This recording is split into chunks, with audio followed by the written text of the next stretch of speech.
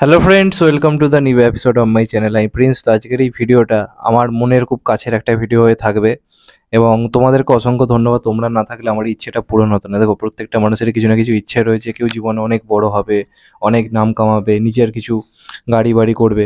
এটাও ভুল না, প্রত্যেকের একটা স্বপ্ন থাকতে পারে। দেখুন, আমার একটা স্বপ্ন ছিল যে জীবনে যাই করি না কেন, সেটা যত টাকাই আমি ইনকাম করি সেটা অনেক বেশি হতে পারে, সেটা একদম কম হতে পারে। আমি যেন কিছু মানুষের পাশে আসতে পারি যাদের জীবনে কিছু নেই। কারণ আমার জীবনে অনেক কিছুই রয়েছে। আমার একটা সারাদিনে ডাল ভাত জুটে যাওয়ার মতো অবস্থা রয়েছে, বাড়ির মাথার উপর ছাদ রয়েছে।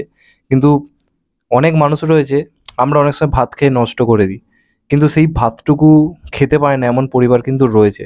তাদের কথা আমরা কেউ ভাবি না। তো আমার ছোটোবেলা থেকে একটা বলতে পারো একটা স্বপ্নই ছিল, যেদিন নিজের টাকা হবে, নিজের টাকাতে এই সমস্ত মানুষের পাশে থাকার চেষ্টা করব। তো আমি অনেকদিন ধরে ইউটিউব থেকে টাকা ইনকাম করছি। অতটা সহজ ছিল না রাস্তাটা।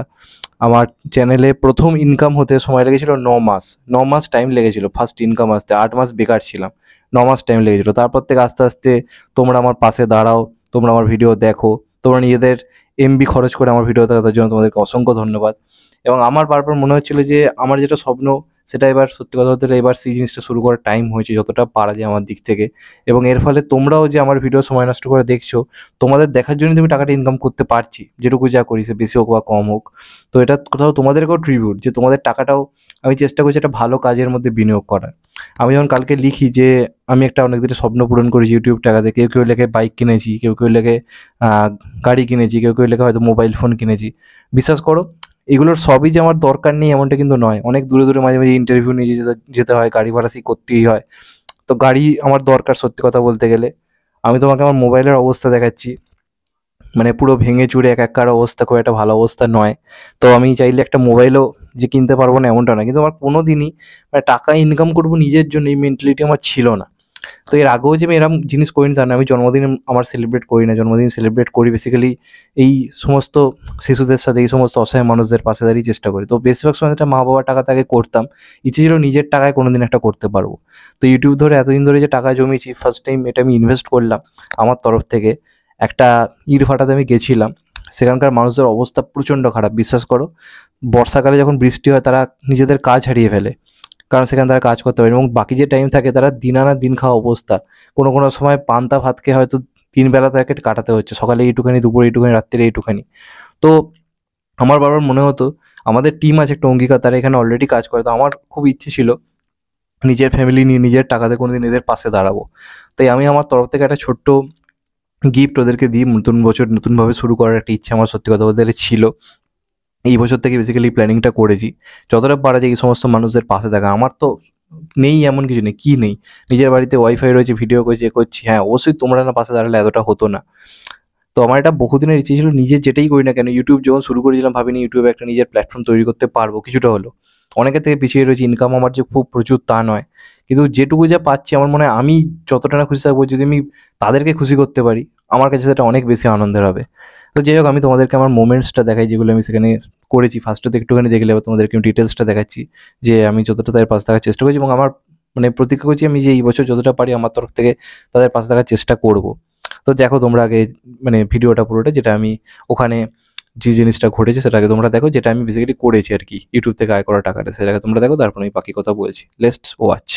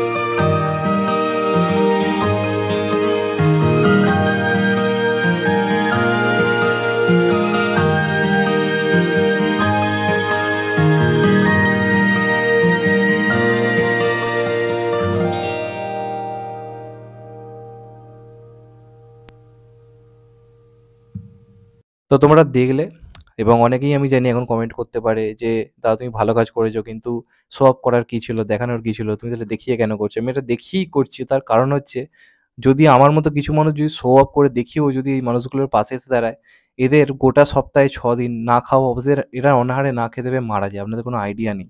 তো আমার মতো শো অফ করার জন্য বা এটা দেখাবার জন্য যে আমি কাজটা করছি সেটা করার জন্য যদি কিছু লোক এসে পাশে দাঁড়ায়, তাহলে এই মানুষগুলো একটুখানি ভালোভাবে বাঁচতে পারে। এমনিতেই আমাদের টিম অঙ্গীকার রয়েছে যারা প্রত্যেক সপ্তাহে চেষ্টা করে তাদেরকে ভাত ডাল খাওয়ানোর। যতটা পারে অনুষ্ঠান করে দেখবেন আমার অঙ্গীকার পেজ আপনারা সার্চ করবেন, বাংলায় লিখে অঙ্গীকার লিখে সার্চ করবেন, সেখানে এরকম কাজকর্ম হয়। আমরা কম্বলও দিয়েছি। তো এটা আমি আমার তরফ থেকে করলাম। আমি আমার ফ্যামিলিকে নিয়ে গিয়ে বেসিক্যালি জিনিসটা করেছি। তো একটা মনের আনন্দ হলো। আমি কোনোদিন যদি ইউটিউব থেকে হয়তো লক্ষ টাকা, কোটি টাকাও যদি আয় করতে পারি, তার থেকে অনেক বেশি আনন্দ পাবো যখন কম টাকায় ইনকাম করে ওই ছেলেমেয়েগুলোর মুখে আমি হাসি ফোটাতে পারি। তারা শুধুমাত্র আমি যে বিরাট কিছু তাদেরকে দিতে পেরেছি তা কিন্তু নয়। কিন্তু ওরা যেটা পাচ্ছে সেটা তাদের কাছে যেন সেই অমূল্য একটা সম্পদ। তো তাদের মুখের হাসিটাই না মানে ওটাই মানে ওটার কাছে কোটি টাকা কিছু যায় আসে না, লক্ষ টাকা কিছু যায় আসে না, ৪০-৫০ হাজার টাকা কিছু যায় আসে না। তো এটা করে আমি বেসিক্যালি খুব খুশি হয়েছি। একটা দামি ফোন কেনার থেকে, একটা গাড়ি-বাড়ি কেনার থেকে আমার কাছে এটা অনেক বেশি দামি এবং আমি আবার বলছি তোমরা আমার পাশে ছিলে বলেই এটা সম্ভব হয়েছে। তো তোমরা সময় নষ্ট করে আমার ভিডিও দেখো, সেটা থেকে আমার কিছু উপার্জন হয়। তো আমার মনে হচ্ছে এই কাজটা যদি করি, তোমাদেরও যে সময়টা যে নষ্ট করে আমার ভিডিও দেখো সেটাও একটা ভালো কাজে যাবে।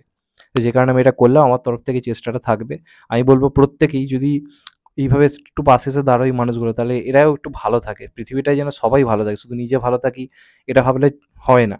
সবাইকে ভালো রাখতে হয়। এটা আমাদের দায়িত্ব। মানুষের পৃথিবীতে এসেছি, মানুষই যদি না মানুষের পাশে দাঁড়াই, তো কনসা মানুষ হলাম সত্যি কথা বলতে গেলে। শুধু নিজেকে নিয়ে ভাবি। তো যে কারণে আমার এটা মনে হয় মা-বাবার থেকে ওই শিক্ষাটাই পেয়েছি। যে কারণে আমি এটা নিয়ে কথা বললাম। এটা নিয়ে বললাম কারণ আমি চাই এটা শুরু হোক, এটা সবাই করুক। সেই কারণে আমি এটা করলাম এবং আমি এটা করে যাবো আমার তরফ থেকে। যাই হোক এটাই ছিল আমার বক্তব্য। সবাই ভালো থেকো, সুস্থ থেকো এবং অবশ্যই এই ধরনের মানুষের পাশে থাকো যাদের সত্যি জীবনে কিছু দরকার। আমাদের অনেক কিছু রয়েছে। অনেক কিছু আমাদের রয়েছে। কিন্তু এদের কিছুই নেই। তো এদের জন্য যেন যদি আরো কিছু পরিবার এগিয়ে আসে তাহলে এদের বেশিরভাগ দিনগুলো ভালো কাটবে। এটাই বলার। যাই হোক সবাই ভালো থেকো, সুস্থ থেকো। নমস্কার। Take care. আবার দেখা হবে। সবাই ভালো থেকো। আবার দেখা হবে। সবাইকে নমস্কার।